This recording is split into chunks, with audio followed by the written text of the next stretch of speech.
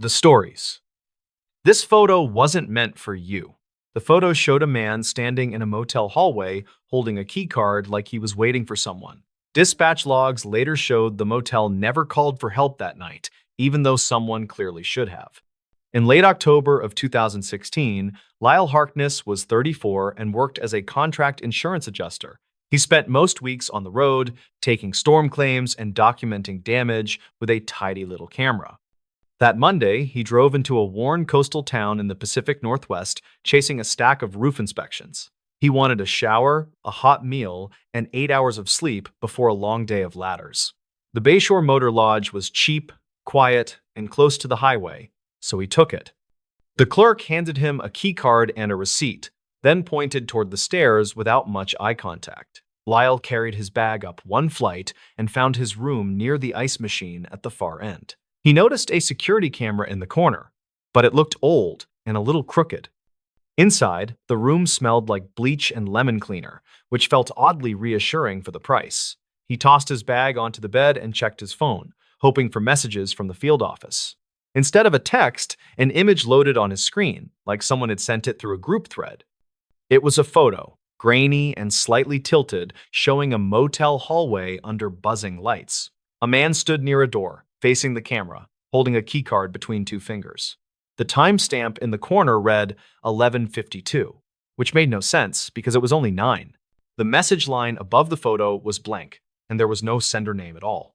Lyle stared, then checked his signal and refreshed his inbox, thinking it was a glitch. The photo stayed, and his phone showed it came in as a multimedia message.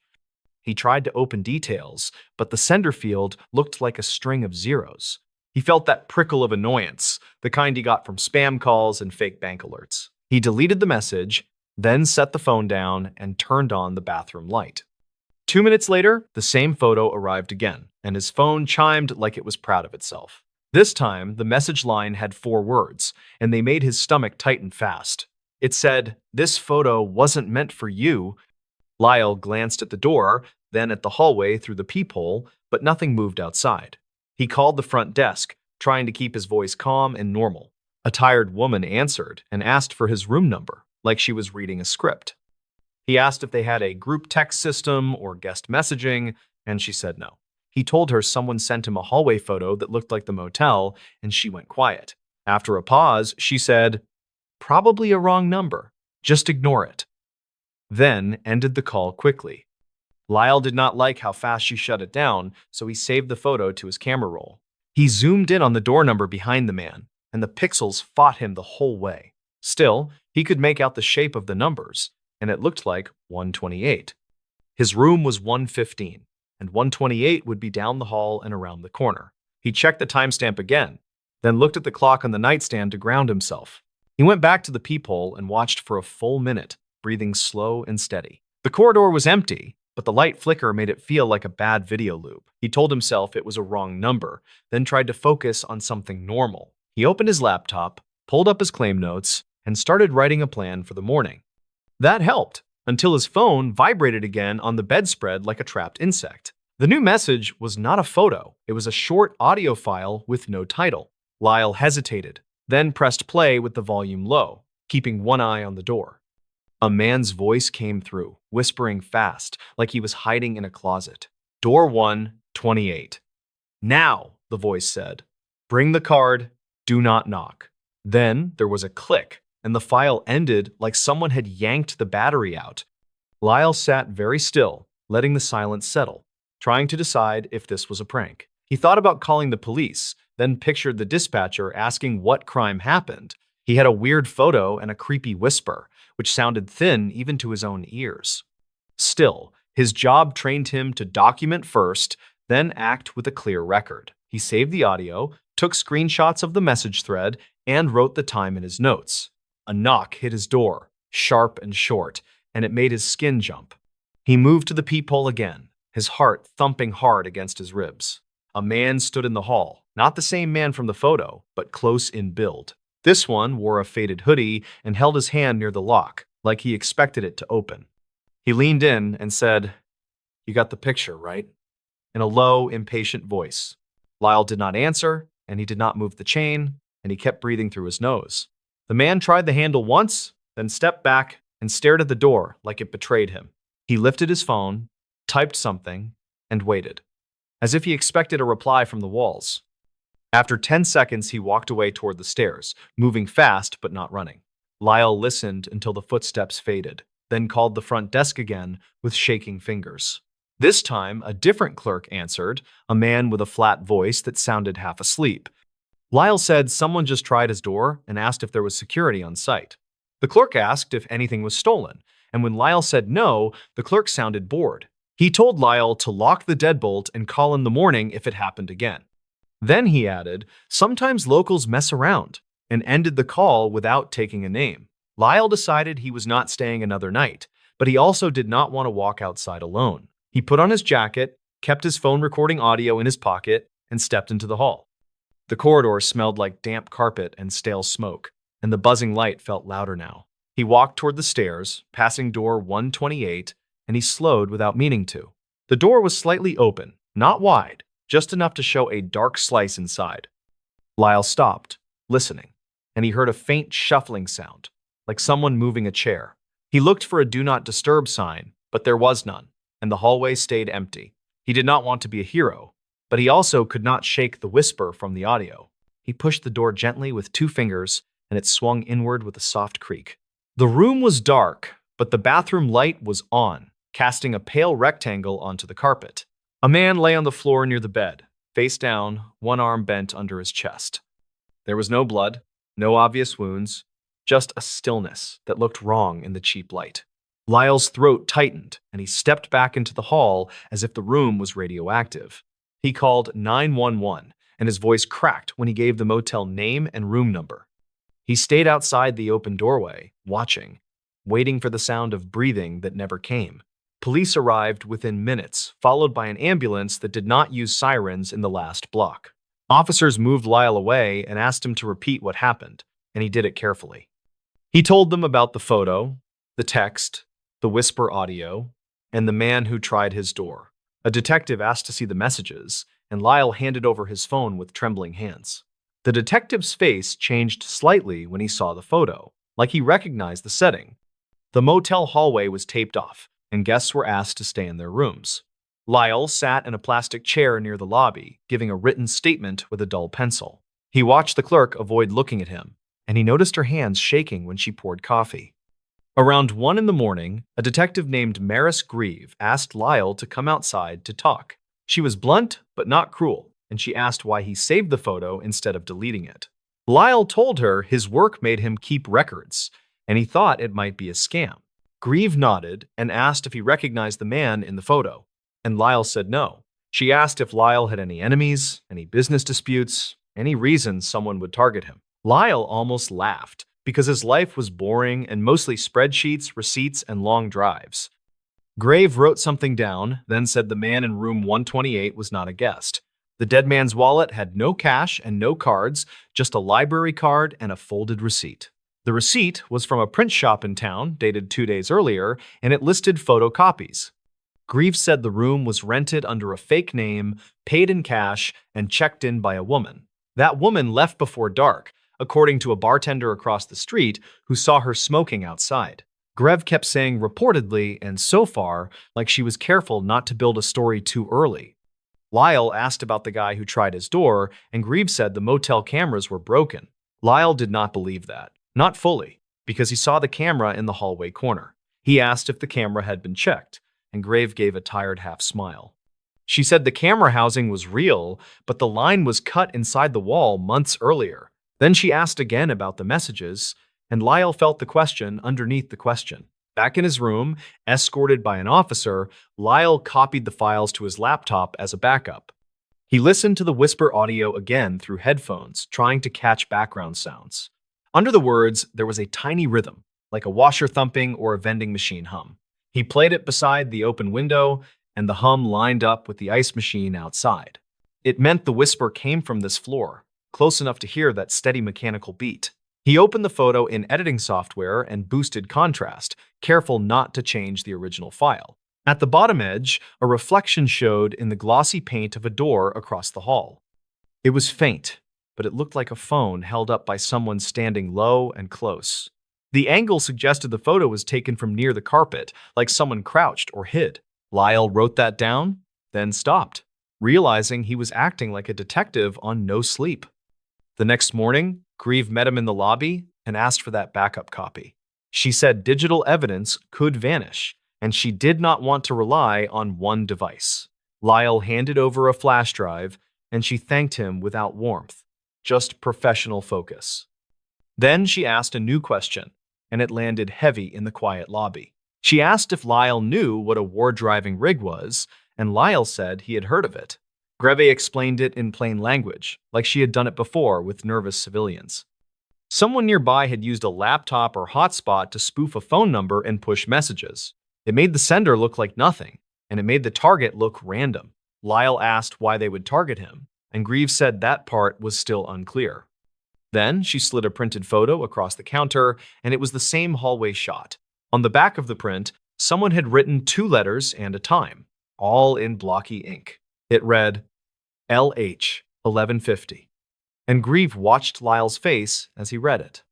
Lyle felt his mouth go dry, because those were his initials, and the time was close to the photo. He told Grieve he had never been in that hallway at that time, and she believed him. What scared him was that someone else believed he would be, like they had planned it. Grieve asked about his work schedule, and Lyle told her his last inspection ended at 5. He stopped for dinner at a diner on the highway, paid with a card, and arrived at 8:30. Grieve said they would pull the diner footage, and she called it an external check. She also asked for his claim file because it showed his travel route and timestamps. Lyle agreed, because the alternative was feeling like a suspect in someone else's mess. Over the next 2 days, Greve kept him in the loop, which surprised him. The diner had footage that matched his story, and his card record backed the timeline. The print shop receipt from the dead man led to a clerk who remembered odd requests. The clerk said a woman asked for copies of security stills from a motel, paid cash, and rushed out. Grieve tracked the woman through a bus station camera, but her face stayed hidden under a cap. Then Grieve called Lyle with a detail that made the whole thing tilt sideways. The dead man was identified, not by family, but by a probation officer from another county. He had violated terms months earlier and had been missing from scheduled check-ins. In his file, there was a note about scams involving insurance adjusters after storms. The note said he and a partner used fake claims, then targeted adjusters who denied payouts. They pressured them, sometimes threatened them, and sometimes tried to steal laptops and cameras. Lyle felt cold hearing that, because his laptop held client data and claim documents. Greve said it was not proof, but it was a working theory that fit the pieces. The man who tried Lyle's door may have expected a different guest, one tied to that scam network. The messages were likely meant to lure someone to room 128, not to warn them away. The line, "This photo wasn't meant for you," started sounding less like a threat and more like panic. Greve asked Lyle to think back, and he finally remembered a small thing from check-in. The first clerk asked for his name, then repeated it softly like she was confirming something. She also looked at a paper list beside her keyboard, then slid the keycard over too fast. At the time, it seemed like bad customer service, but now it sounded like nerves. Lyle told Grieve, and Grieve asked him to describe the list, down to the color of the paper. That night, Grieve returned to the motel with a warrant for the office back room. She later told Lyle they found a clipboard with handwritten room assignments and guest names. Some names had circles, some had arrows, and one room number was scratched out hard. Room 115 had been written first, then crossed out, then rewritten beside Lyle's name. The room that should have been his, according to the original assignment, was 128. Greve said the motel manager admitted to taking cash from locals to leave certain rooms open. The manager claimed it was for drug deals, but Greve did not buy the whole story. The manager also admitted someone demanded access to the guest list that afternoon. The demand came with a threat, and the manager panicked and tried to swap a room quietly. It was a clumsy attempt to protect a guest, and it almost made the wrong guest die. The twist hit Lyle in a slow wave, like his brain needed time to accept it. The photo was not meant for him because he was not meant to be in that room. Someone expected an adjuster named Lyle Harkness to be in 128 at 1150.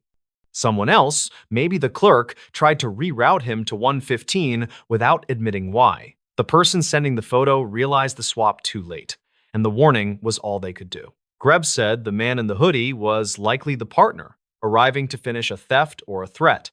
He tried Lyle's door because he believed Lyle still had the original room. When Lyle did not answer, the partner went to 128 and found a problem already happened. Grave did not say exactly what evidence supported that, but she mentioned shoe prints and a glove. She also mentioned a dropped burner phone found near the stairs, still warm when police arrived. A week later, Lyle drove home with a new habit of checking locks twice. He kept replaying the moment he saw the photo and how close the plan came to working. He did not know if the clerk saved him on purpose or if she was just scared and guessing. Grieve later told him the clerk quit and left town, and nobody could find her easily. The case did not end with a clean confession, just a string of charges that fit the evidence. Lyle returned to his normal work, but he stopped staying at places that felt too cheap. He also started printing his own records because he learned how fast digital proof can get messy. Sometimes he opened the saved image and looked at the man holding the keycard in the hall. The man's face was tired and blank, like he already knew how the night would go. Lyle never learned who took the photo, but he understood the message better with time. It was not a spooky warning from nowhere, and it was not some curse tied to a motel. It was a human mistake, a rushed fix, and a plan that did not care who got hurt. The photo was meant to land on one person's screen at one time to pull them into a room. It landed on the wrong screen, and the wrong person lived because of that simple error. In the end, the scariest part was how ordinary the whole setup looked in bad lighting. The stories. Night guard, who vanished, reported years later. The missing persons file went cold in a week, then came back to life 7 years later with a single phone call. An archived dispatch note shows the same name logged twice, separated by almost a decade. In late November of 2012, Hollis Crane was 39 and worked nights as a security guard. He was contracted to watch a small warehouse complex on the edge of a mid-sized river city. The job was simple on paper, and it paid better than most overnight shifts in town. Hollis took it because his daughter needed braces, and overtime was suddenly available. The complex had 3 buildings, a fenced lot, and a guard shack near the gate. Hollis drove an older sedan with a cracked dash, and he kept a thermos on the passenger seat. His supervisor gave him a key ring, a radio, and a thin binder labeled Post Orders. The binder included map pages, emergency numbers, and a checklist of hourly patrol points. On his first week, Hollis learned the place had quirks that were not in the binder. One floodlight on the west fence flickered at random, even after an electrician replaced it. A back door on Building 2 stuck and needed a shoulder bump to close fully. Most nights, the river fog rolled in and made the camera feed look like smudged glass. Hollis logged each issue like he was trained, then kept doing his rounds. The last night anyone saw him was a Monday, and the weather report said clear skies. He clocked in at 10, signed the logbook, and checked the camera monitor in the shack. A delivery truck had left earlier, and the lot was quiet except for distant freeway noise. At 10:30, he called his supervisor to confirm a gate code change, and the call lasted 20 seconds. At 11:15, one of the building motion sensors tripped and sent an alert to the shack. The system was old, and false alarms were common, but Hollis still did the routine response. He grabbed a flashlight, a heavy jacket, and his radio, then walked toward Building 2. The camera view showed his figure crossing the lot, and then the image pixelated for a moment. That was the last clear footage that stayed on record. The cameras kept running, but the angle on the back corridor went to static for 6 minutes. When it came back, the corridor was empty, and the back door stood slightly open. The door should have swung shut on its own, and it usually did, even when it stuck. At midnight, Hollis missed a scheduled radio check with the contracted dispatch service. The dispatcher called the shack phone, and it rang without an answer. A second call went the same way. Then the dispatcher phoned the city police non-emergency line. The responding patrol officer found the gate locked and the shack lights on. Inside the shack, Hollis's thermos sat open, and the coffee had gone cold. The logbook lay on the counter, with the last entry half finished and the pen uncapped. His jacket was missing, along with the keyring and the handheld radio. The officer wrote in his report that the chair was pushed back hard, like someone stood up fast. No signs of a struggle were obvious, but the place felt abandoned in a hurry. Officers searched the lot with flashlights and called Hollis's name, getting only echo and river wind. They found his boot prints leading toward Building 2, then fading where gravel turned to packed dirt. Near the back door, they found a small smear of dark grease on the handle. It looked like maintenance grime, but it was fresh, and it did not match the door's usual dirt pattern. A canine unit arrived later and traced a scent line to the west fence, then lost it near the riverbank. The first assumption was that Hollis wandered off, got hurt, or decided to disappear. His family did not buy that, and neither did the detective who took the case. Hollis had recently renewed his lease, and he had a dentist appointment set for that week. His bank account showed normal spending, and his phone did not ping far from the complex. Still, the river was close, and the area had blind spots where cameras did not reach. The investigation moved step by step, like most missing adult cases with limited evidence. Detectives pulled the camera recordings and noted the 6-minute static block in the corridor feed. They collected the shack logbook and photographed the chair position and the open thermos. They interviewed the electrician about the flickering light and learned it had shorted before. They also looked at maintenance records and saw Building 2 had a door latch repaired twice that year. A week later, the file went quiet, and it stayed quiet for years. The security company quietly replaced the cameras and installed a new sensor system. The complex changed tenants, and the guard shack got a new coat of paint. Hollis's family kept his missing poster up at grocery stores, then slowly took them down. The detective rotated out of the unit, and the case became a box in a storage room. In the spring of 2020, a new detective named Price Calder took over cold cases. Price was 44 and worked as a violent crimes detective before shifting to unsolved files. He picked Hollis's case because the original reports were oddly clean, with too few conclusions. The file included a single line that stuck out, a note about the corridor camera going to static. Price asked for the raw footage, and the evidence technician said it still existed on an old drive. The first viewing was disappointing, because the static looked like a simple signal drop. Then Price slowed it down and watched the edges of the frame. Right before the static, a bright band rolled across the screen like a manual interruption. It looked less like weather interference and more like someone unplugged then reconnected a component. Price compared that with the other cameras, looking for any matching drop at the same time. The west fence camera did not glitch at all, and the shack camera stayed steady.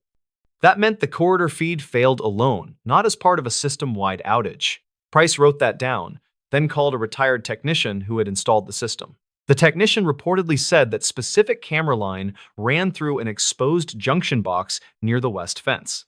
Price drove out to the complex with a city inspector and asked to see the old junction route. The box had been replaced years earlier, but the mounting holes in the post were still visible. A new conduit ran cleaner, yet an older cable path had been left in place behind a utility shed. It led toward the riverbank, and the inspector said it was common to abandon runs like that. Price photographed the path and asked the current property manager about any past trespassing issues. The manager mentioned a story, and it sounded like gossip until Price pressed for details. Years back, a fisherman claimed he found a radio near the river, then lost it to police. No report existed for that recovery, at least not under Hollis's name. Price asked the manager to locate the fisherman, and the manager gave a first name and a phone number.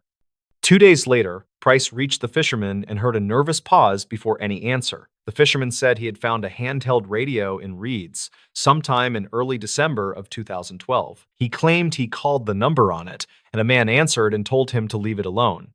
That part sounded strange, because those radios did not have call numbers like cell phones. When Price asked more, the fisherman admitted he never actually called. He just showed it to someone. He said a man in a pickup offered cash for it, and he took the cash, then regretted it later. Price did not treat that as a confession, but it was a new lead that fit the junction box detail. He requested old traffic camera logs for that stretch of access road near the complex. Most footage was gone, but a few still images remained for toll and speed enforcement. One image from that week showed a pickup parked near the west fence access lane. The plate was too blurred to read, yet the truck had a distinctive ladder rack, Price checked old maintenance work orders and found a contractor had serviced floodlights that month.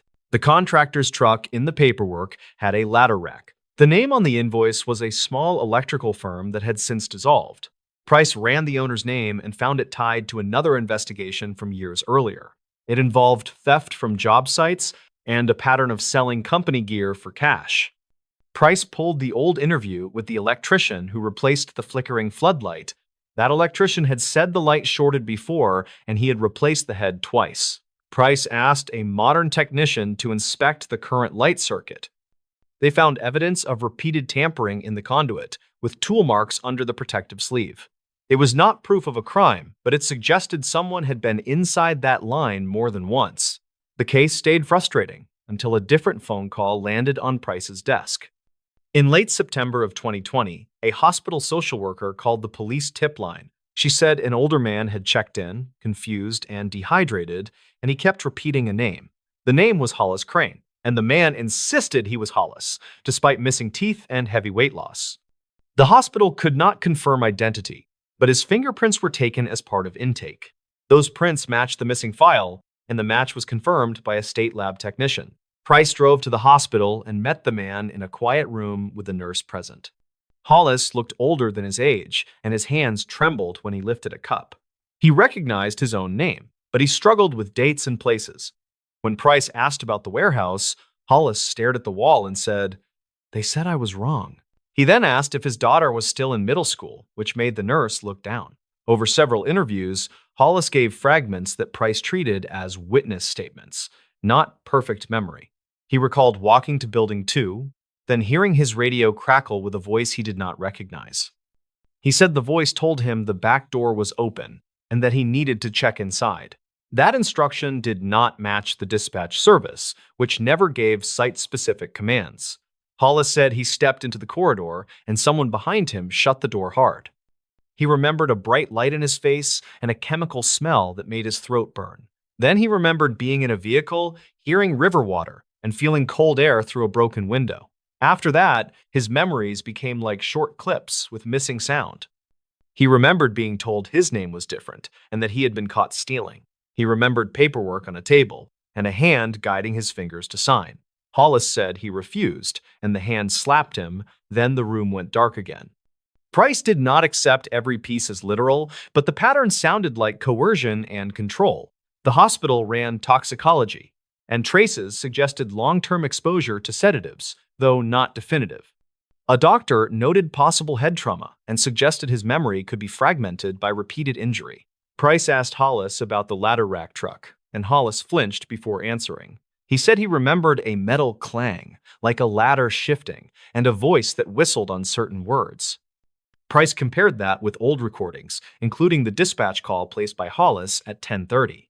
The call was short, but Hollis's voice had a distinct cadence, with a slight nasal edge. The voice on the missed radio check recordings was not preserved, but the dispatch service kept notes. One note said a male voice answered the shack phone once, then hung up without speaking. That had been written off as a wrong number, but Price now treated it as a signal. Price worked backward from the corridor camera static and the junction box location. He believed someone cut the camera line briefly, then used the blind spot to move Hollis. The west fence led toward the river path where the fisherman found a radio. That radio was likely dropped or tossed during the move, then bought back by someone who wanted it gone. The ladder rack truck tied the event to a contractor with access and a reason to be there. The payoff came from something small, a property tax photo archived by the county. It showed the utility shed behind the lodge-like building, taken in 2013 for assessment. In the background, the old junction post was visible, and a cable loop hung lower than code required. Price enlarged the image and saw a strip of tape around the cable, the same bright pattern used by that contractor. The tape brand was common, but the pattern matched other job site photos in an unrelated theft file. Price located a former employee of the dissolved firm, and the man agreed to talk with legal counsel present. He said his boss used to brag about teaching people a lesson when they got in his way. He also said the boss kept a storage unit where he hid tools, radios, and uniforms from past jobs. A search warrant was requested based on the totality of evidence, and a judge signed it. In the unit, officers found old security shirts, a handheld radio shell, and a binder of fake ID templates. No single item proved the full story, but together they supported a clear, plausible chain. Hollis was likely taken during that 6-minute blind spot, moved along the west fence, and forced into a vehicle. He was kept under control, pushed into a false identity, and moved between transient locations for years. He resurfaced only after his health failed, and he wandered into a hospital without resources or support. The suspect was arrested on charges related to kidnapping and identity fraud, according to later court filings. Hollis's reunion with his family did not look like a movie ending, and witnesses described it as quiet. His daughter was an adult, and she approached him slowly, like he might vanish if touched. Hollis cried when he heard her voice, and he kept saying he was sorry, even when no apology was owed. Price watched from the doorway, thinking about how a tiny camera glitch hid a life for years. Some cases do not end with certainty, but this one ended with a name returned home. The stories. This motel room was a trap. The motel room was booked under a fake name, paid in cash, and cleaned like nobody had ever slept there. The only thing left behind was a keycard that did not match the door. On a Tuesday in late summer of 2013, Lyle Rourke drove 3 hours for a routine delivery run. He was 42, and he worked as a parts courier for a medical equipment distributor. His day was supposed to be simple because he only had 2 stops and 1 overnight. He planned to sleep at a roadside motel near the interstate, then finish the route at dawn. Lyle was not the kind of person who chased trouble, and his coworkers would say he avoided drama. He kept his receipts sorted, he drove the speed limit, and he liked quiet places with bright parking lots. He had a divorce in the rearview mirror and a new habit of staying sober on the road. That night, he wanted a shower, a microwave dinner, and 8 hours of sleep. The motel sat behind a truck stop, with a fading sign and a row of doors facing the lot. It was not fancy, but it looked maintained, and the lobby smelled like cleaner. The clerk was a woman in her 50s with a tired smile, and she asked for a card on file. Lyle handed over his company card, signed, and received a plastic key sleeve. The sleeve said Room 12, and the key card had a scribbled mark in black ink. Lyle parked close to his door because he carried a locked case in the back seat. The case held valve assemblies and sterile connectors, the kind that cost a lot and get stolen easily. He carried the case inside first, then returned for his duffel and a fast food bag. When he stepped back into the hallway, the air felt colder than it should have. The corridor lights flickered once, then steadied. Inside room 12, everything looked normal at first glance. The bed was made tight, the curtains were drawn, and the air conditioner hummed. A small television played a local news channel with the volume low. That was odd, because Lyle had not turned it on. He stood still and listened, and he heard a faint clicking sound behind the wall, like a relay switching. He checked the room quickly, because that was just how his brain worked. The bathroom was empty, the closet was empty, and the window latch was intact. He noticed the phone on the nightstand was unplugged, which made no sense for a motel. He also noticed the smoke detector had a newer cover plate than the one in the hallway. The screws looked clean, and the plastic was slightly different color. Lyle tried to ignore it because he was tired and he did not want to spiral. He ate half his dinner, took a shower, and set his alarm for 5:30. He placed the parts case under the table, then slid a chair in front of it. That was not a security system, but it made noise if somebody moved it. When he turned off the lights, the television was still on, and the remote was missing. At 10:47, his phone buzzed with a text from an unknown number. It said, "You picked the wrong room." Lyle sat up so fast his shoulder cramped. He stared at the screen and waited for a follow-up, but nothing came. He checked the curtains again, and he saw headlights sweep across the wall outside. A vehicle had pulled in, then shut off. Lyle did not call the front desk right away because he did not know what to say. He did not want to sound paranoid, and he did not want to start trouble for the clerk. He decided to leave in the morning and report it to his manager as a weird incident. He rolled onto his side and tried to sleep, but his mind kept grabbing details. The unplugged phone, the missing remote, the clean screws on the detector. At 11:12, the clicking behind the wall returned, louder this time. It happened in short bursts, like someone flipping a switch on and off. Then his phone buzzed again with another text. It said, "Don't open the door. Lyle held his breath, and the hallway outside went quiet. No footsteps, no voices, no ice machine, just the air conditioner and his own pulse. He stayed in bed with his phone in his hand, and he watched the clock change 1 minute at a time. At 11:20, something brushed the outside of his door, like fabric or a sleeve. The handle did not move, but the metal plate clicked softly. Lyle looked at the deadbolt, then looked at the peephole, and decided not to use it. He had no reason to believe the peephole was safe, and his instincts were already screaming. Instead, he opened his camera app and held the phone near the peephole without looking through. He recorded for 10 seconds, then pulled it back and watched the video. The hallway was dim and grainy, but it showed a person standing close, facing the door. The person wore a hooded jacket and gloves, and their face was angled away. They were holding something flat against the door, like a card or a thin tool. Lyle's hands shook, but he kept thinking in small steps. He texted the unknown number back. "Who is this?" The reply came fast, like the other person was waiting. It said, "Just stay quiet and don't touch the latch." Lyle typed, "Call the police." The reply was, "They won't make it in time. Listen to the clicks."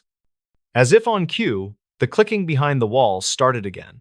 This time, it was paired with a faint whirring sound, like a motor trying to start. Lyle sat up and put his ear against the wall near the nightstand. He could hear the relay click, then a low vibration, then stop. It sounded like something was drawing power, then failing. He remembered the smoke detector, and he stood up slowly.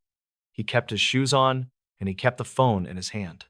He aimed the flashlight up at the detector cover plate, and he saw a tiny seam along the edge. The seam looked fresh, like it had been opened and closed. He stepped onto the chair and took one screw out, then another, moving carefully. The cover plate came down, and he saw a small camera module inside the detector housing. It was pointed toward the bed, and it had a thin wire running into the ceiling. Lyle felt sick, and he climbed down without touching anything else. He took a photo, then backed away like the device could bite him. The clicks started again, and he realized someone might be watching his movement live. He did not want to panic, but he also did not want to be trapped in a room built for that. He went to the bathroom and checked the vent cover, and he found it had been replaced too. The screws were newer, and there was a faint smear of adhesive on the edge. He touched nothing, but he took more photos with his phone.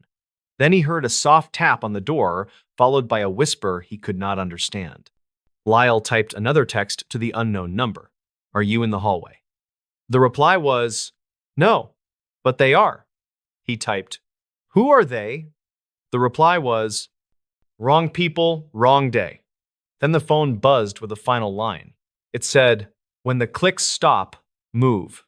Lyle realized the unknown number might be a staff member, or a guest, or even part of the trap. He did not know, but the warning matched what he was hearing. The clicks were tied to whatever was hidden in the wall, and whoever was outside might be trying to trigger something. He looked around the room for another exit, and there was only the window. The window faced the parking lot, but the curtains hid the view. Lyle pulled the curtain edge just enough to see outside, and he froze.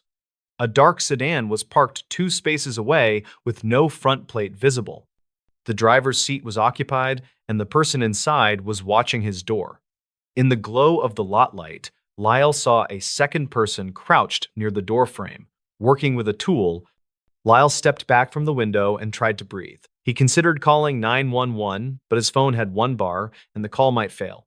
He also worried the room was wired for audio, and speaking could give them information. He chose the one thing that did not require talking. He started a voice memo without speaking, and he put the phone in his pocket. If something happened, at least the timestamp would exist. Then the click stopped, and the air conditioner cut out. The room went quiet in a sudden, unnatural way. Lyle felt the hair rise on his arms, because it sounded like the power had been interrupted. He heard the outside door handle jiggle once, then stop. He moved fast, because the warning said to move when it stopped. He grabbed his parts case and his duffel in one trip, and he went straight to the bathroom window. The bathroom had a smaller window, but it was closer to the side of the building and less visible. He pushed the window up and felt it stick, like fresh paint or tape on the track. He shoved again, harder, and it opened with a ripping sound. His heart slammed, because that noise would carry. He climbed out feet first, scraping his shin on the sill. The ground was gravel and damp grass, and it smelled like fuel from the truck stop. He crouched low and moved along the wall toward the corner. He heard voices now, still muffled, but close. Someone outside his door said, "He's still inside." Another voice replied, "Get the latch." Lyle kept moving, and he rounded the corner into deeper shadow. He ran behind a row of dumpsters, then into the bright truck stop lot. He did not look back, because he did not want to give himself away. He walked fast, then faster, and went inside the truck stop where people were awake. He headed to the cashier and said, "Call the police. Somebody is breaking into my room." When officers arrived, they did not treat it like a normal noise complaint. They spoke to Lyle in the truck stop booth area, and he showed them the photos. The camera in the smoke detector changed the mood immediately. The officers drove to the motel and found the door to room 12 slightly open with the latch plate scratched. The room lights were on, and the television was off now, as if someone had muted a scene. The sedan was gone, and so was the person Lyle had recorded at the peephole. The clerk insisted no one else had access to that room, and she denied any hidden devices. She also looked genuinely shocked when shown the photos, which did not prove innocence, but it did not look like an act. An officer called for a unit with technical training, and they asked the motel manager to unlock the electrical closet. Behind the wall, near room 12, they found a junction box with fresh tape and a spliced line. The splice fed power into a small control module mounted behind a loose panel. The module had a timer relay, the same kind used to cycle electricity on a schedule.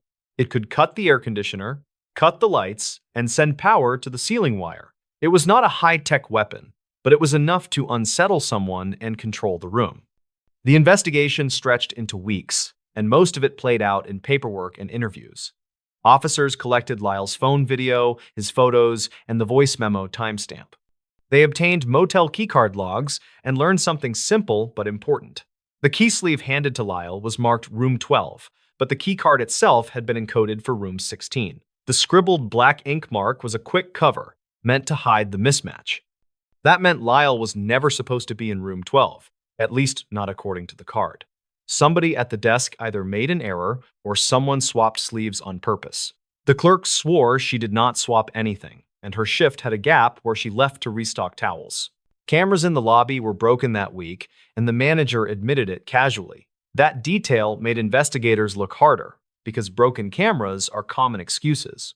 A detective tracked down the unknown number that texted Lyle, and it led to a prepaid phone that could not be tied easily. Still, the detective pulled tower data and saw the prepaid phone was near the motel during the incident. It stayed close for 20 minutes, then moved east on the interstate. The device also pinged near a hardware store 2 towns over the next day, the same store that sold the relay module found in the wall. The twist arrived when the detective compared another report from 2 months earlier. A different motel in the same region had a similar complaint. A guest reported clicking sounds and strange texts. That guest left before police arrived, but they reported a hidden camera in a vent. The room number in that earlier report was also 12. It was not proof of a pattern, but it was a striking repeat. Investigators started looking at who requested room 12 and who paid cash. They found a run of cash bookings under fake names, always requesting end rooms and always leaving fast.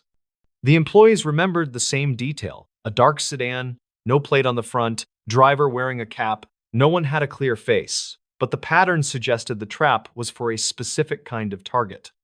Lyle's company helped without meaning to, because they provided delivery manifests. One of Lyle's stops was a small clinic that had recently reported missing equipment. The missing items were similar to what criminals use to access controlled supplies. The detective thought someone might have assumed Lyle carried higher value cargo. If a crew was targeting couriers, a motel room with a hidden camera could help them learn routines, codes, and storage habits. That theory fit the trap idea better than anything else. The room was wired to watch, the relay clicked as someone tested the system, and the person at the door used a tool to bypass the latch. The texts read like instructions from someone who knew the trap but wanted Lyle to survive it. That could have been a nervous accomplice or a different guest who had been burned before. No one ever proved who sent the warnings, and that haunted the case file. The detective wrote it carefully because guessing would be easy and useless. The official notes said the sender was unknown, possibly nearby, possibly involved, possibly a bystander. What mattered was that the warnings were accurate and they likely kept Lyle alive. Lyle quit the courier job within a month, and he took a warehouse role closer to home. He told people he was tired of highways and cheap motels, and that was true enough. Privately, he kept thinking about the keycard and how close a simple error came to saving him. If the card had matched the sleeve, he might have walked into room 16, and the trap might have stayed quiet. Instead, he landed in room 12 by mistake, and that mistake forced the trap to show itself. The clicks, the texts, the hidden camera, and the scratched latch were all pieces of a plan that did not account for a cautious person. Years later, the motel changed owners, and the sign was replaced with a brighter one. Room numbers were repainted, and the hallway lights stopped flickering. But the strange part is how small the difference was. Just one keycard, just one room number. The trap was built to feel normal until it was too late. And for one night in 2013, it almost worked exactly as designed. The stories. The final body cam clip from a night patrol. The final body cam clip lasts 47 seconds, and it ends with a calm voice saying, "Copy, I see it now." That line was never meant to be public, and it was almost erased from the record. Tamsin Crow was 32, and she worked nights as a deputy in a rural county with long, empty roads. She liked the shift because it stayed predictable, and predictable meant everyone usually went home. On a cold week in late fall, she had one simple goal for that night: finish reports early. Her partner was supposed to ride along, but he called out sick right before briefing ended. The county seat was a small place with one diner, one gas station, and a river that cut through scrubland. Dispatch warned about deer strikes, then mentioned a broken gate near an old service road by the water. It sounded like nothing, but the service road led to a fenced maintenance yard with county equipment. Tamsin said, "I will check it," and rolled out with her heater rattling and her body cam blinking. She reached the gate a little after midnight, and her headlights washed over a chain hanging loose. The padlock was still there, but the shackle looked twisted, as if someone forced it open. Tamsin stepped out, clicked on her flashlight, and called the yard number on her radio. Dispatch answered fast and said the yard supervisor was not on call tonight and nobody should be inside. The place smelled like wet dirt and diesel, and the gravel made her footsteps too loud. She walked the fence line, then saw fresh tire tracks that cut in from the road and turned deep inside. They were not county truck treads, and they looked narrower, like a private pickup with worn tires. Tamsin raised her light, and her beam landed on a portable fuel tank sitting near a shed door. That tank was supposed to be chained, and she knew that because she had been here last month. She checked the latch, then noticed the shed door was not shut all the way, just resting. A low clicking sound came from inside, like a cheap plastic switch being tapped over and over. Tamsin called out, "County Sheriff, come out now!" And her voice sounded steady in her own ears. Nobody answered, but the clicking stopped, and the air seemed to hold still for a moment. Then her radio popped with a soft burst of static, and dispatch asked if she had said something. Tamsin said she was checking a possible break-in, and dispatch told her to stay safe. She took one step closer, pushed the door open with her boot, and the smell inside hit hard. There was a sharp chemical scent mixed with old oil, like someone spilled cleaner on a mechanic floor. Her flashlight found shelving, spare cones, and a desk with papers scattered like they were swept aside. On the desk sat a small handheld radio, turned on with its volume knob twisted to a harsh level. The clicking sound had been its scan button, and somebody had been listening for her approach. Tamsin backed out, and she did not try to be brave about it. She just got distance. She moved to cover behind a loader tire, and she told dispatch to send a second unit. Dispatch said the nearest unit was 20 minutes out because a crash call tied up the highway crew. Tamsin said, "I will hold and watch," and she kept her eyes on the shed door. A minute later, a vehicle started somewhere deeper in the yard, and its engine turned over twice. Headlights came on behind a stack of culvert pipes, then shut off again like the driver reconsidered. Tamsin angled her body cam toward the sound, and she whispered, "I hear a vehicle moving." Dispatch asked for a description, and she said she could not see it clearly yet. The yard was quiet again, but her gut told her somebody was watching her from the dark. She scanned the fence line and noticed a section where weeds were flattened in a clean path. It looked like someone had crossed there more than once, and it led down toward the riverbank. Tamsin thought about the fuel tank, the radio, and the tire tracks, and she chose the river path. She moved slow and kept her light low, and the camera caught more shadow than detail.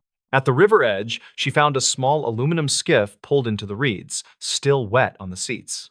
A coil of rope lay inside, and a waterproof case sat open, with foam cutouts for electronics.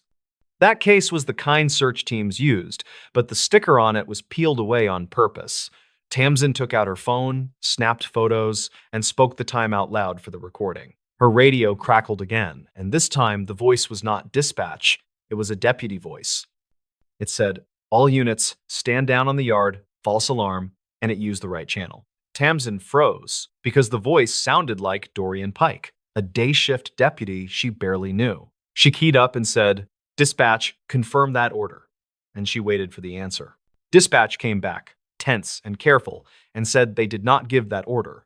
Tamsin said someone was impersonating an officer on the channel, and dispatch told her to pull back. She looked toward the yard, and she saw a faint moving light, like a phone screen bobbing. Her body cam caught it for a second, then it vanished behind the fence posts. Tamsin returned to her cruiser, locked herself inside, and started writing notes while she waited. She made a timeline: the broken lock, the shed radio, the skiff, and the fake radio call. She also searched the prior calls for this yard and found 2 similar complaints over the past month. Both were closed as unfounded, and both were signed off by the same supervisor name in the log. That name was not a deputy. It was a county facilities manager named Lennox Harrow. When the backup unit finally arrived, it was not another deputy. It was a state trooper from the highway. His name was Cale Vinter, and he was 39, and he looked annoyed about being pulled off traffic. Tamsin showed him the lock and the shed, and she played the radio recording on her cruiser system. Cale listened, then said, "That is not dispatch," and he stared into the dark like he wanted it to blink. They cleared the shed together and found the handheld radio gone along with the scattered papers. The papers were not gone completely though, and one corner stayed pinned under a coffee mug ring. Tamsin lifted it with gloves and saw an equipment transfer form with a date from 2011. It listed a confiscated boat motor, a fuel drum, and a storage location at the county yard. The signature line was smeared, but the printed name was Lennox Harrow, the facilities manager. Cale said he had never seen a facilities manager sign evidence forms, and that made both of them quiet. In the next hour, they walked the riverbank and found footprints leading to the skiff, then into water. They also found a second set of tracks, heavier and more deliberate, like boots meant for wading. The skiff was still there, but the rope was cut clean, and the cut end had fresh fibers. Tamsin photographed the cut, then bagged a small piece of rope that snagged on a reed. Cale said they should request a forensics team, and dispatch said the team would come at daylight. Tamsin went back to the station before sunrise, and she kept her body cam on for every step. She sat at a computer, pulled archived incident reports, and searched Lennox Harrow's name carefully.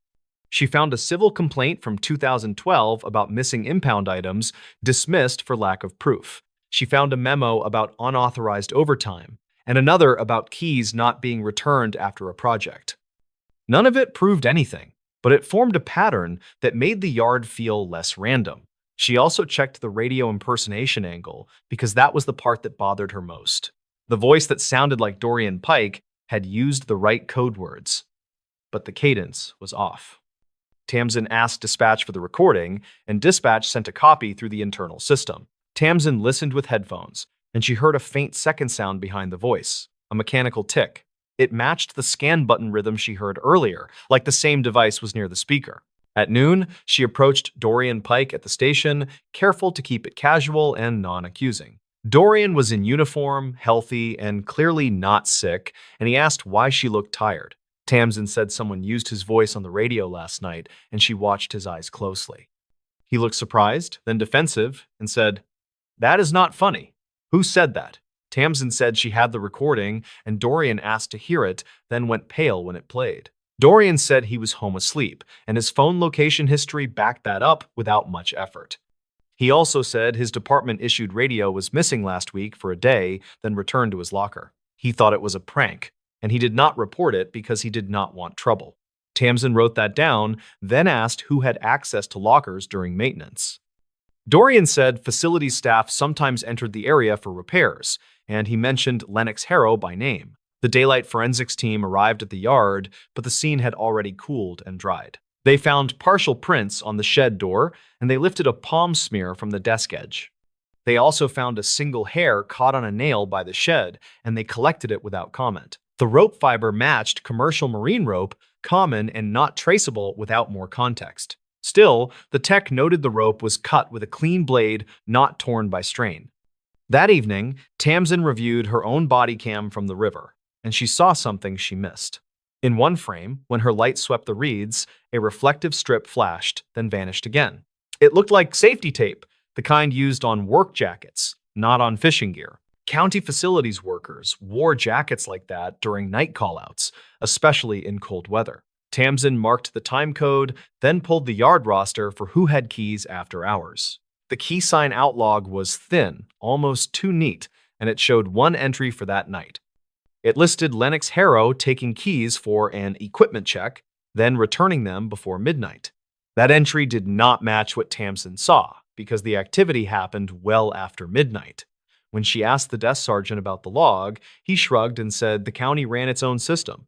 That answer felt like a wall, and she could tell the wall was not made of paperwork. Tamsin decided to interview the yard supervisor anyway, a gravel-voiced man named Orson Ked. Orson was 50. Worked maintenance for decades, and spoke like every word cost him time. He said Lennox was always around, and he said Lennox knew how to move gear without leaving paperwork. Orson also said a county boat motor went missing years ago, and Lennox blamed teenagers for it. When Tamsin asked about the skiff, Orson said there should not be any boats stored there at all. That night, Tamsin returned to the yard with Cale Vinter, and this time they parked farther away. They did not announce themselves on the radio, and they used a separate encrypted channel to coordinate. They watched from a low hill, and they waited past midnight, letting the cold settle into their gloves. Around 1, a county pickup rolled in, slow lights off, and stopped at the broken gate.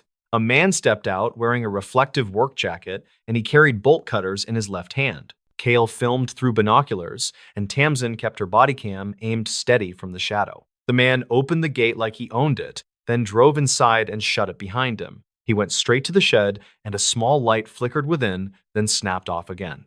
A minute later, the man walked toward the river path, carrying the same waterproof case. Tamsin and Cale moved, staying low, and they followed at a distance that kept them unseen.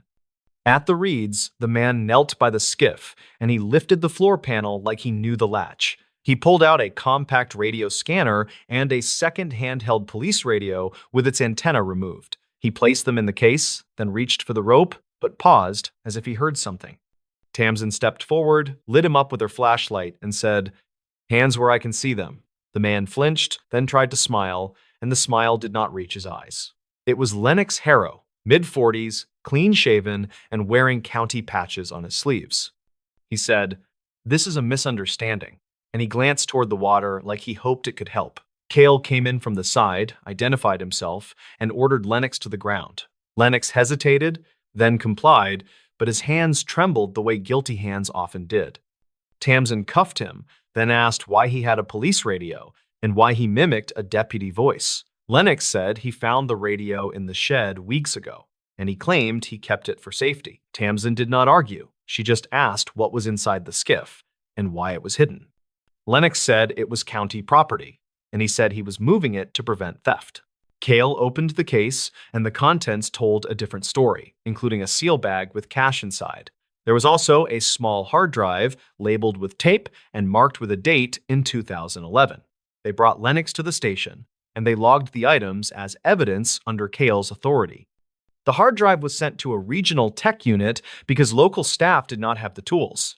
2 days later, the tech unit reported that the drive held scanned forms and audio recordings.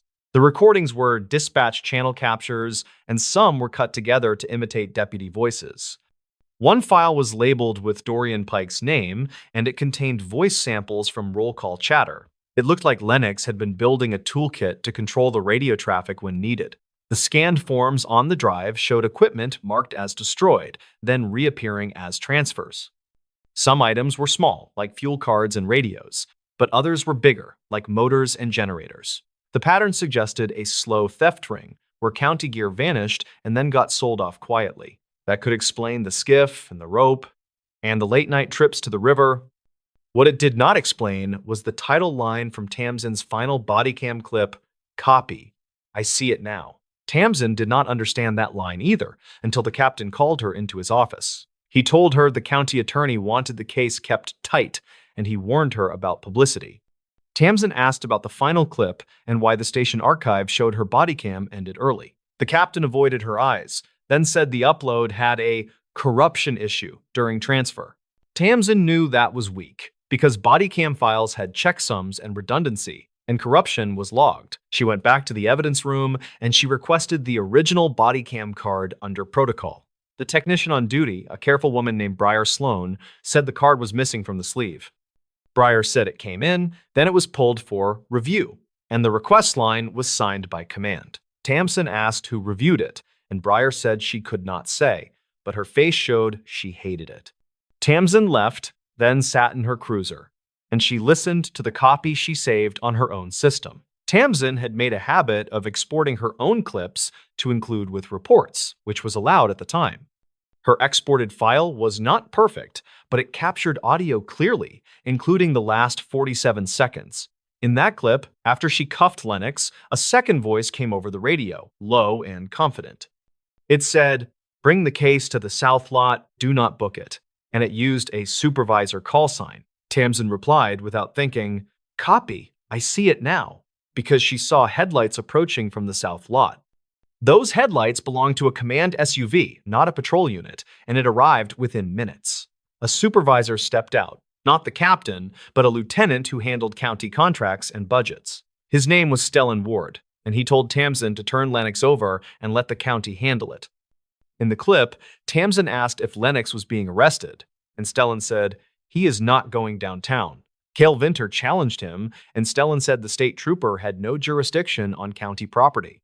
The argument was clipped, but the tension in their voices was clear, and it explained the missing footage. Tamsin realized the final clip was not about Lennox getting caught, it was about who arrived to stop it. If that clip went public, it would raise questions about why command tried to intercept evidence. It would also connect county theft to someone with authority, or at least to someone protecting it. Tamsin brought the clip to Cale because the state trooper system had its own chain of custody. Cale listened, jaw tight, then said, "This is why they wanted me gone that first night." Cale filed a formal report to his agency, and he attached Tamsin's export as supporting material.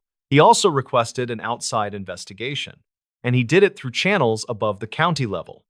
Within a week, auditors arrived, and county offices got nervous, and keys started changing hands. The county attorney issued a statement about administrative review, and the captain kept avoiding questions. Lennox Harrow remained in custody on state charges tied to the cash and the stolen radios. But the larger case widened because the hard drive showed more names and more unexplained transfers. Months later, Tamsin learned that Stellan Ward resigned quietly, citing health and family reasons. No public hearing happened, and the county settled several civil claims without admitting wrongdoing. The yard got new locks, new cameras, and new rules for after-hours access. Dispatch also updated radio procedures, and they tightened encryption on secondary channels. Dorian Pike got his reputation back, but he never stopped looking over his shoulder on night calls. Tamsin stayed on nights, and she kept her routine simple because simple kept her sharp. She did not talk about the case much, even when people tried to pry at the edges of it. When asked, she said the truth in a plain way, that one person got caught and others got exposed. She also said the scariest part was not the yard or the river or the dark. The scariest part was hearing a supervisor voice on the radio and realizing it did not mean safety. The final body cam clip still exists because Tamsin kept her export and Cale logged his own copy. It is short and calm, and it does not show anything dramatic, just headlights and a decision point. It ends with Tamsin saying, "Copy, I see it now." And then the file cuts to silence. Some nights, she thought about how close that silence came to swallowing the whole story. Then she checked her gear, started her cruiser, and drove the same roads with her eyes open. The stories. The bus driver who turned back years later. The route ended early, and the radio kept talking after the bus went silent. Years later, the same driver returned to the last stop and found out why. Dorian Klein was 44 and worked weekday mornings for a regional transit contractor. He drove a long commuter loop through timber towns, then back toward the highway. That Tuesday started like any other, with coffee in a paper cup and a schedule clipped to plastic. He planned to finish the loop, fuel up, and be home before dark. The town was small enough that Dorian recognized most riders by their shoes. A nurse with squeaky clogs, a mill worker with orange earplugs, a student with a sketchbook. They nodded at him like he was part of the scenery, which he liked. The bus was old, but it ran, and the heater worked. His biggest worry that morning was a fog bank near the river bridge. Dispatch called him once to confirm a detour around a washout, and he read it back cleanly. The road was narrow, with tall firs and no shoulder in spots. Dorian kept both hands steady and watched for deer, then for loose gravel. The bus climbed into higher ground where cell service dropped to nothing. He passed the last convenience store and felt that familiar quiet settle in. At 11:30, he reached the turnaround near an abandoned rest area. It was a patch of cracked asphalt, a closed bathroom building, and a picnic table that leaned sideways. The map called it a stop, but nobody used it anymore. It existed for the timetable, not for people. Dorian opened the doors out of habit, waited 10 seconds, then closed them again. That was when he saw the backpack in the aisle, sitting upright like someone had placed it carefully. It was a plain gray bag, not one he recognized from earlier. Dorian checked the mirrors, then looked at his passenger count sheet. The bus was empty. And it had been empty since the last drop-off by the mill gate. He remembered the last rider getting off, because the kid thanked him twice. Dorian walked back and touched the backpack with 2 fingers, like it might be hot. It was heavier than it looked, and something inside clinked softly. He set it on the front seat, then keyed the radio. He told dispatch there was a lost bag and asked if anyone had called in. Dispatch said nobody had reported anything yet and told him to bring it to the depot. He should have just turned around, but he noticed a smell when he lifted it again. It was sharp, like pool cleaner, mixed with something sweet and wrong. Dorian hesitated, then unzipped the top a few inches. Inside was a plastic bottle with a rag stuffed into the neck and a second bottle taped to it. There were also matchbooks and a folded paper with a hand-drawn diagram. Dorian zipped it shut fast, and his throat went dry. He backed away and stared at the bag like it could move. He keyed the radio again, and this time his voice came out thin. He told dispatch the bag looked dangerous, and he needed instructions right now. Dispatch asked what kind of dangerous, and Dorian said he did not want to describe it over an open channel. Dispatch told him to pull off the route and wait for law enforcement. Dorian said there was nowhere safe to pull off, and the rest area was closed. Dispatch told him to stay put, doors locked, and keep the radio open. Dorian did what he was told and tried not to look at the backpack. He turned off the engine to save fuel, then turned it back on because the quiet made his ears ring. Fog rolled between the trees, and the rest area sign creaked in the wind. He watched the road in the mirror, expecting headlights, but the road stayed empty. After 10 minutes, the radio crackled, then went dead for a moment. Dorian thought he heard someone breathing on the line, then a click, then silence again. He pressed the talk button and asked dispatch to confirm. Dispatch answered, but the reply sounded delayed, like the words were coming through water. A car appeared from the trees, not on the road, but in the gravel lot behind the closed bathrooms. Dorian had not heard it arrive. It was an older sedan with no front plate, and its paint looked dull, almost dusty. A person stepped out, hood up, hands in pockets, walking slow toward the bus. Dorian locked the doors again, even though they were already locked. He picked up the radio mic and told dispatch someone was approaching the bus from the rear lot. Dispatch told him to stay inside and asked for a description. Dorian said the person looked average height, bulky jacket, face not visible. The person kept coming, and Dorian felt his heartbeat in his fingertips. The person reached the side of the bus and knocked once, then twice, polite and steady. Dorian did not answer, and the person knocked again, then pressed their forehead to the glass. Dorian could not see eyes under the hood, only a shadow and the outline of a nose. The person pointed at the backpack on the front seat, then made a slow, twisting motion with their hand, like turning a key. Dorian shook his head hard, then mouthed no, and backed away. The person tapped the glass and pointed again, more urgent. Then they stepped away, walked to the front of the bus, and crouched near the wheel well. Dorian lost sight of them, and panic spread through him like heat. He told dispatch the person was at the front of the bus, and then the engine coughed. The dashboard lights flickered, and the bus shuddered as if someone had tugged a cable. Dorian reached for the door switch to force the doors open, thinking he might run, but the switch did nothing. He tried the emergency lever, and it stuck halfway. The bus horn blared once without his hands on it, loud and sudden, then went quiet. Dorian heard a metallic scrape under the floor, near the front axle. He grabbed the fire extinguisher and held it like a bat. He kept his eyes on the windshield, waiting for the hooded person to reappear. Instead, he saw the sedan roll slowly into view, now on the road, moving away. The hooded person was behind the wheel, and the car picked up speed as it disappeared into fog. The bus sat there, trembling, and Dorian realized the backpack was still on the seat. He also realized dispatch had stopped talking. He pressed the mic and shouted, asking if anyone was on the line. The radio gave only a hiss, then a broken fragment of speech, like a recording clipped mid-sentence. Dorian sat down hard and tried to breathe through his nose. He stared at the backpack and wondered if the person had tried to disable the bus to get it back. A state trooper arrived almost 40 minutes later, lights flashing through the fog. Another unit came behind, and then a county deputy. Dorian watched them approach with caution, hands visible, weapons low, but ready. They ordered him out, moved him away from the bus, and asked him to sit on the asphalt with his hands on his knees. His legs shook so badly he could not stand straight.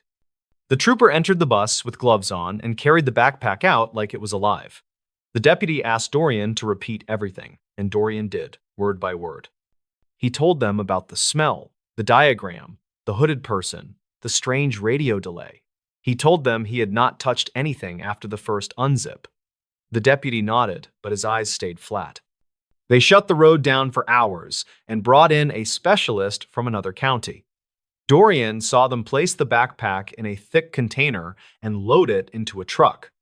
They never told him exactly what it was, only that he did the right thing. The rest area stayed closed, and his route was canceled for the day. Dorian went home and sat in his kitchen until dawn, still hearing the knock in his head. He returned to work 2 days later, then quit before the month ended. He told people he could not handle the mountain roads anymore, and that was mostly true. He found a job as a freight dispatcher, where the worst thing that happened was a missed pickup. The bus company replaced him, and the route kept running, but Dorian avoided that highway like it was cursed. Time did what it always does, and the story turned into a rumor. Some people claimed it was a bomb. Others said it was drugs. Others said it was nothing. Dorian never corrected anyone because he did not have proof, only memory. He tried to file an information request once, but the response came back thin and redacted. After a while, he stopped trying. In the summer of 2023, Dorian got a letter with the county seal on it. It was brief and careful, inviting him to speak with an investigator about the old incident. The name on the letter was not a detective name, but an analyst, someone who worked cold files and archived records. Dorian almost threw it away, but curiosity won. The meeting took place in a plain office behind the courthouse with bad carpet and fluorescent lights. The analyst was a woman in her 50s named MrBallen. She had wireframe glasses and a calm voice that never rose. She did not act like someone chasing headlines, more like someone cleaning up an old mess. Maris asked Dorian to tell the story again, and he did. She listened without interrupting, writing notes in neat block letters. When he finished, she nodded once and slid a folder across the table. Inside were photocopies of dispatch logs, a grainy still frame from a bus camera, and a map printout with circles drawn in pen. Dorian looked at the still frame first, and his stomach tightened. It showed the hooded person by the glass, head tilted, finger pointing toward the front seat. The camera timestamp read 11:37, and the image was clearer than Dorian expected. The person wore gloves, and the hood shadowed the face, but the shape of the jacket was distinct.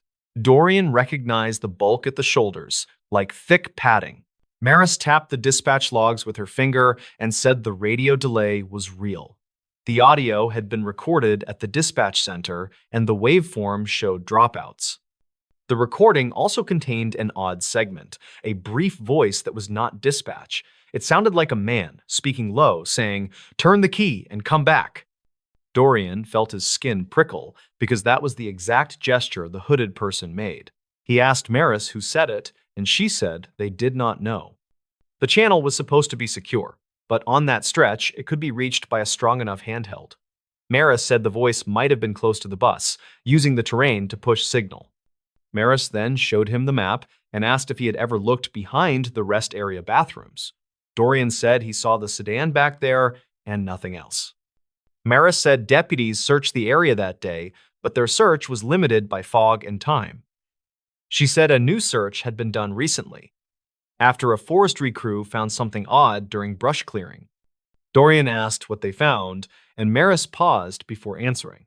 She said they found a shallow cache, wrapped in tarp, buried under old gravel. Inside were several items, including bus schedules, matchbooks, and a set of gloves with rubberized palms. There was also a small notebook with a hand-drawn diagram that matched Dorian's description. Dorian swallowed and asked why this was coming up now. Maris said the notebook included dates and route numbers that continued beyond the day Dorian stopped driving. It looked like planning for later attempts that never happened. Maris said the person might have been practicing or waiting for a better opportunity. The sudden stop may have forced them to abandon the cache. Dorian asked if they ever identified the person, and Maris said they had a lead, but it was incomplete. She said a traffic camera on the highway caught the sedan later that day, but the plate was unreadable. However, a repair shop invoice had surfaced years later, connected to a similar car with a cracked headlight. The customer used cash and a false name, but the shop kept a copy of a handwritten note. Maris slid another photocopy across the table. It was a short note, written in sloppy print, asking for a quick fix and a return pickup at the old rest area. At the bottom was a signature that looked like two initials, then a last name. Dorian stared at it and felt a strange jolt of recognition, like seeing a face in a crowd. He told Maris the last name matched the mill gate where he dropped off the last rider that morning. The mill had a security desk, and Dorian remembered the guard's name tag because it was unusual. The name on the note was the same. Dorian's mouth went dry as he said it out loud. Maris nodded, like she had been waiting for that connection. She said the old mill had kept shift rosters, and one guard with that last name had worked there briefly. The guard left after a complaint about erratic behavior and missing tools. The guard also lived near the bus route in a rural rental with a shed. Years later, the guard died in an accident, and the property was sold. Dorian asked if they searched the shed, and Maris said they did, after getting permission from the new owner. She said they found nothing dramatic, but they did find a box of old transit tokens and a handheld radio with a modified antenna. They also found a jacket with padded shoulders, and the fabric matched the camera still. Maris said it was not enough for a case, but it was enough to answer questions. Dorian sat back and tried to process it, because the fear had never had a shape before. He asked why the person wanted the backpack back so badly. Maris said the evidence suggested it was not meant to be used on the bus itself. It was meant to be carried off at a later stop, possibly handed to someone else. The rest area was a meeting point, not a target. Maris said the diagram showed fuel storage locations, not inside the bus, but near a maintenance yard. It looked like sabotage planning aimed at equipment, not people. That mattered, but it did not make Dorian feel better. Dorian said the person still tried to trap him, and Maris agreed. She said the person likely panicked when the bag was discovered early and tried to recover it at any cost.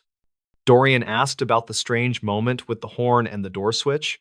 Maris said technicians inspected the bus afterward and found the battery cable had been pulled loose. She said it could have been vibration, but it was unlikely. The scrape Dorian heard matched the position where someone could reach under and yank it. The horn could have triggered as voltage dropped, like a dying gasp. Dorian's hands started shaking again, and he clasped them tightly. He asked why the person drove away instead of fighting harder. Maris said the arriving patrol units were seen by the sedan driver before they reached the rest area. A watcher could have been posted down the road, or the driver could have heard sirens echo. The safest choice was to flee and leave the cash for later. Dorian stared at the bus camera still again and noticed something he never saw before. The hooded person's glove had a tear at the thumb, and a strip of pale skin showed. Dorian remembered that the mill guard with the unusual name had a bandage on his thumb once, back when Dorian still drove that route. Dorian could not be sure it was the same person, but the memory hit like cold water. Maris asked Dorian why he came back to this now, after so many years. Dorian said he did not choose it, the letter did. Maris said he did choose it because he walked into the office. Dorian looked at her and gave a small, tired smile. He told Maris the truth, which was that the unfinished part had followed him for years. It was not the backpack, or the fog, or even the knock. It was the moment the radio seemed to breathe, like someone was already inside the line. He said it made him feel watched in a way he could not explain. Maris said sometimes the mind saves the sharpest details, because they matter. Before Dorian left, Maris asked if he wanted to see the rest area again. Dorian surprised himself by saying yes, but not alone. 2 days later, Maris and a deputy met him at the old turnout in clear weather. The bathrooms were still boarded, and weeds pushed through the asphalt cracks. The place looked smaller than it did in memory. They walked behind the building where the sedan had been, and the deputy pointed to a patch of disturbed gravel. Dorian saw the shallow pit where the cache had been, now filled in again. He looked at the trees and listened to the wind, waiting for a knock that did not come. In daylight, it felt like any abandoned place, lonely and ordinary. Maris showed him the exact spot where the bus had parked, marked by a faded paint line. She asked him to stand there and look at the road, and Dorian did. He imagined the hooded figure, the radio hiss, the dead channel.